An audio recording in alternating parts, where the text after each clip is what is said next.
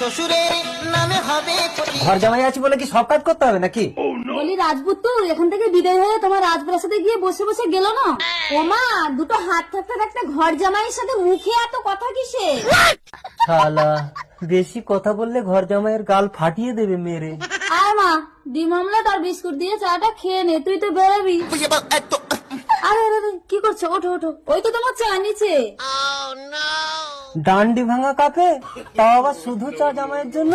অবশেষে পান্তা ভাত, তাও তো জুটবে না।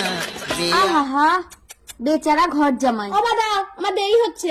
বলছি তুমি প্রতিদিন কোথায় যাও গো? দেখেছো মা, আমার বাপের বাড়িতে নাকি আমাকে জবাব দিতে হবে। তোর ছাই ভাল লাগে না। ও মা আমি চললাম। খালি পেটে যাস না মা, গিয়েই তো এক্ষুনি বন্ধুদের সঙ্গে মদ খাবি। এই ছোট লোকের বাচ্চার জন্য মেয়েটা আমার খালি পেটে চলে গেল, এবার মদ খাবে কি করে? ভুল হয়ে গেছে শাশুড়ি মা। ভুল হয়ে গেছে।